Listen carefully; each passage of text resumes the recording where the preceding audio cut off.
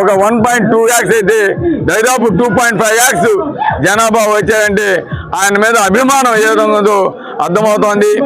ఈరోజు జగన్మోహన్ రెడ్డి గారు పెట్టిన సభలన్నీ కూడా ఏ విధంగా ప్రాచుర్యం పొందాయో, ఏ విధంగా గిన్నిస్ బుక్ ఆఫ్ రికార్డు స్థాపిస్తూ ఉన్నాయో, అదే కాకుండా ఈరోజు జరుగుతున్న సభలు కూడా ఏ విధంగా జనాలు వస్తున్నారు. ఆ పక్క చంద్రబాబు నాయుడు గారు ప్రజాగరం పేరు పెడితే జనాలు పారిపోయే పరిస్థితి ఉందో ఇవన్నీ కూడా చూస్తున్నాం. అందుకే ఈరోజు వాళ్ళందరికీ తెలుగుదేశం వారికి అర్థమైంది. ఈరోజు మళ్ళీ జగన్మోహన్ రెడ్డి గారు ఈ రాష్ట్రానికి ముఖ్యమంత్రి అవుతున్నాడు అనేది నిర్ధారణ అయిపోయింది.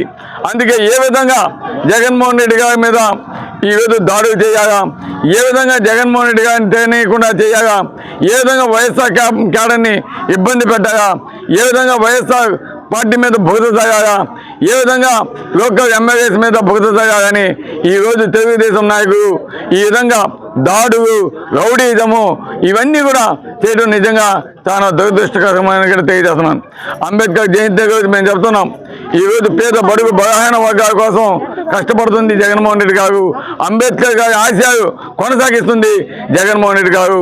ఈరోజు తెలుగుదేశం పార్టీ ఎక్కడ కూడా పేద ప్రజలకు మంచి చేయకుండా, అధికారం 14 సంవత్సరాలు ఉన్నా కూడా ఏమీ చేయకుండా, అదేవిధంగా కావలి నియోజకవర్గంలో ప్రజలను మోసం చేసేదానికి 2014లో ఈరోజు అధికారంలోకి వచ్చి ఒక ఫిషింగ్ హార్బర్ కావచ్చు, రామాయపట్నం పోర్టు కావచ్చు, ఎయిర్పోర్ట్ కావచ్చు, ఇవన్నీ కూడా కంటి తుడుపుకి ఫౌండేషన్ స్టోన్స్ వేసేయే తప్ప చిత్తశుద్ధితో చెయ్యాలా, కంప్లీట్ చేయాలా అన్నది లేకుండా ఏ విధంగా చేసేదో మనం చూస్తున్నాం. ఈరోజు జగన్మోహన్ రెడ్డి గారు ముఖ్యమంత్రి అయిన తర్వాత ఈరోజు ఫిషింగ్ హార్బర్ కంప్లీట్ చేశాడు, రామాయపట్నం పోర్టు కంప్లీట్ చేశాడు, ఎయిర్పోర్ట్ తొందరగా విజయసాయి చేతుల మీదుగా కంప్లీట్ అయిపోద్ది. కాబట్టి ఈరోజు ఏదైనా చేసినా, ఇచ్చినా, పేదలను ఆదుకున్నా, పేదలను చదివించిన, ఆరోగ్యం కాపాడినా, రైతులను ఆదుకున్నా అది ఒక్క జగన్మోహన్ రెడ్డి గారికి, అదేవిధంగా వాళ్ళ తండ్రి గారైన రాజశేఖర రెడ్డి గారికి సాధ్యమని కూడా ఈరోజు తెలియజేస్తున్నాం.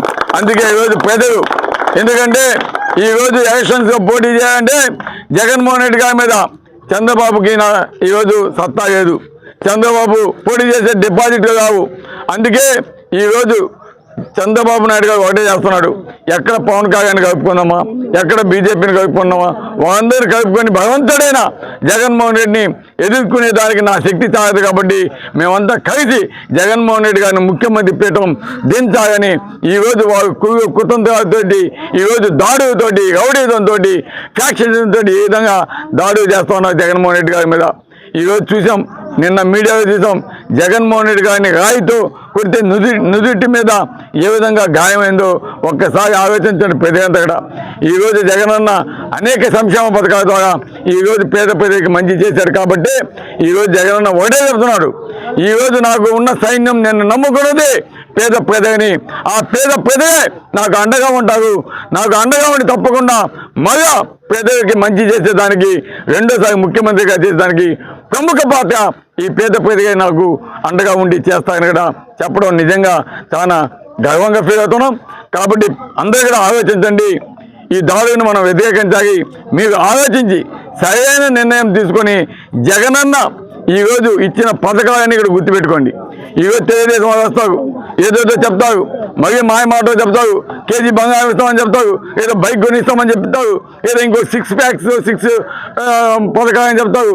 ఇవన్నీ కూడా గతంలో ఇచ్చిన 600 పథకాలు కూడా మోసం చేశారు. కాబట్టి మళ్ళీ నువ్వు ఎన్ని చెప్పినా కూడా ఈరోజు పేద ప్రజలు నమ్మే పరిస్థితి లేదు.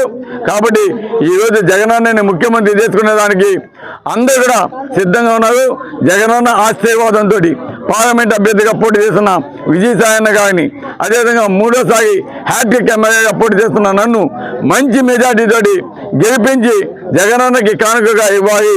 అప్పుడే మనం జగనన్నని ఈ రాష్ట్రానికి ముఖ్యమంత్రి చేసుకునే దానికి మీరంతా కూడా సిద్ధమా? ఒక్కసారి లేడీస్ కూడా చేతున్న